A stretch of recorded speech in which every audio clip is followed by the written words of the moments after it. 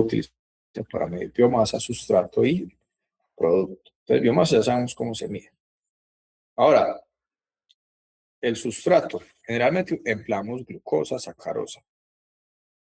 ¿Cómo se mide glucosa? Entonces, si usted tiene mucha plata, que no es nuestro caso, pues lo hace por HPLC, ¿cierto?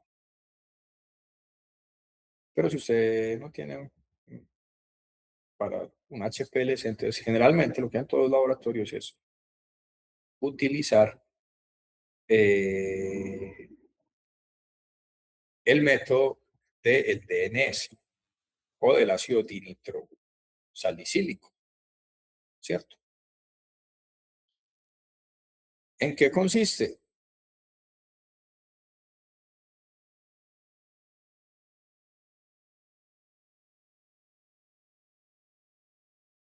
¿En qué consiste Pues este método? es un método colorimétrico que ayuda a determinar los azúcares reductores. ¿Qué es un En azúcar reductor?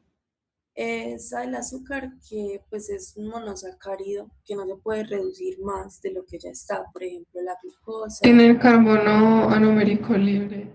Tiene, Pues el 8. esa es una definición mucho más directa. Tiene el carbono anomérico libre. Entonces, por eso tenemos esa diapositiva acá de bioquímica. Si nosotros vemos los azúcares, por ejemplo, esta ribosa o cualquier azúcar en su configuración de furano o de pirano, ninguna es un azúcar reductor, ¿cierto? Pero recordemos que las formas cerradas y abiertas de los azúcares están en equilibrio. El equilibrio está favorecido hacia la forma cerrada, pero por allá como un 1-2% está en forma abierta. Y esta forma abierta tiene el carbono anomérico libre. Y ese carbono anomérico puede reaccionar con el ácido dinitrosalicílico. Entonces, todos los azúcares que tengan ese carbono anomérico libre, como tiene el grupo aldehído, pueden reaccionar con el ácido dinitrosalicílico y dar positiva la prueba. Entonces, viene aquí la pregunta de estos azúcares que tenemos acá, ¿cuáles son reductores y cuáles son no reductores? Estos son disacáridos. Entonces, concentrémonos en los tres que son más comunes. Digamos que yo por alguna razón no voy a usar glucosa sino sacarosa, porque me subió un azúcar por ahí desde la casa y me lo va a traer para el laboratorio. ¿Será que yo puedo utilizar el método del DNS para medir sacarosa? No. No puedo. ¿Por qué? Porque es que la sacarosa, que es un dímero entre glucosa y fructosa, está formando el enlace O-glucosídico justamente entre los dos carbonos anoméricos. Por lo tanto, no hay forma de que se abra ninguna de estas dos estructuras y por lo tanto no va a quedar libre el grupo aldehído y por lo tanto no va a ser reducido. Lo mismo sucede con la maltosa. Ah, no, la maltosa no. La maltosa tiene este grupo acá libre. Entonces, ¿será que la maltosa es reductor o no reductor? Reductor. Muy bien. Y tenemos por acá la lactosa, que también es muy empleada en bioprocesos, ¿cierto? Todo como en residuos de la industria láctea. ¿Será que la lactosa la puede determinar por el DNS?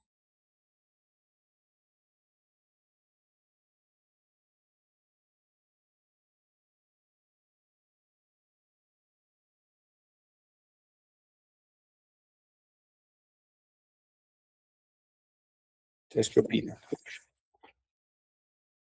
O pregúntenle ahí al chat.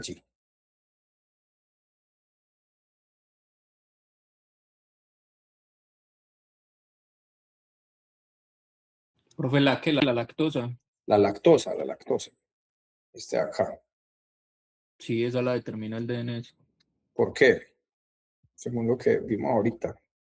Por el enlace, pues donde está ubicado el enlace. Exactamente, queda libre el carbono anomérico. ¿Por qué les resalto esto? Primero por el concepto, es importante tener claro el concepto. Y segundo porque he visto gente determinando sacarosa por DNS. Y eso sucede cuando uno no entiende bien los conceptos. Listo, por eso les traje esta diapositiva aquí antes y por eso me encantó. la definición que no recuerdo quién la dio, pero la que dijo que el carbono anomérico quedaba libre. Muy bien. Entonces, el método del DNS, a ustedes lo mencionaron, técnica colorimétrica. El DNS reacciona con un grupo de aldehídos cetonas libres de los azúcares reductores. Y se produce un cambio de color amarillo a rojo anaranjado. Entonces, este color se puede medir por espectrometría. Espectrofotometría específicamente en este caso. Generalmente se hace a 540 nanómetros y antes necesitamos hacer una curva de calibración. Generalmente se hace con glucosa. Listo. En la práctica hay que preguntarle a los monitores si nos hacen la curva de calibración o si nos toca hacerla a nosotros.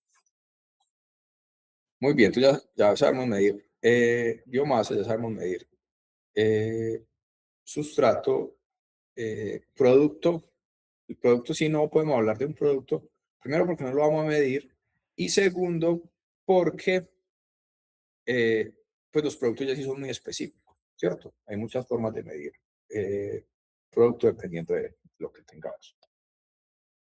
Entonces, en ese caso, pues no ahondamos en esa parte. Otra variable que es muy importante, que no la mencionamos ahorita dentro del reactor, es el oxígeno. Muchos cultivos son aerobios, por lo tanto requieren que se les suministre oxígeno de forma adecuada. ¿Cómo se mide la capacidad de un reactor para suministrar oxígeno? Entonces, esa capacidad se mide a través de un parámetro que se conoce como el KLA, ¿cierto? Entonces, el KLA es el que me va a decir a mí si mi reactor está suministrando oxígeno de forma adecuada o si está faltando oxígeno para el crecimiento de los microorganismos. El KLA depende mucho de las condiciones experimentales, sobre todo de la velocidad de agitación y de la velocidad de aireación. Entonces, siempre que se cambien las condiciones del medio hay que determinar ese KLA. Ahora, ¿cómo se determina el KLA? Hay muchos métodos de determinación, pero el que nosotros vamos a ver se conoce como el método dinámico. Hay dos tipos de método dinámico, el método dinámico directo y el método dinámico indirecto. En ambos el principio es el mismo. Se tiene una concentración de oxígeno alta en el reactor y luego se apaga el aire. Entonces, si el método es directo, los microorganismos empiezan a consumir el oxígeno. Si el método es indirecto, lo que hacemos es suministrar nitrógeno para sacar el oxígeno del reactor. Y luego, en un punto por encima del punto crítico, ese es el punto encima del cual, en el cual los organismos dejan de crecer, vuelvo a determinar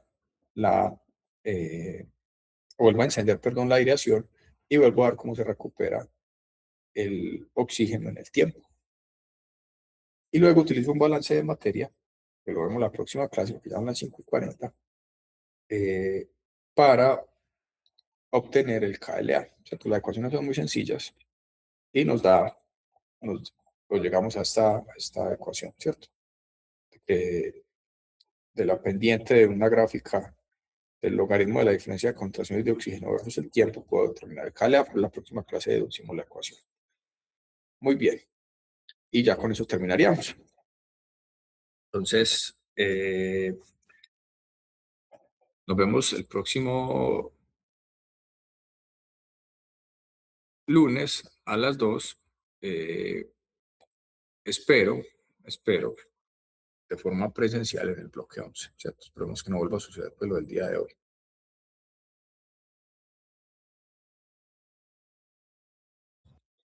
Listo, profe, muchas gracias. Muy buena la clase. Gracias. Profe, gracias. Gracias por la Feliz día. atención. No soy muy fan de las clases virtuales, pero pues nos tocó y así. Espero pues que al menos hayan podido despertar un poquito el interés.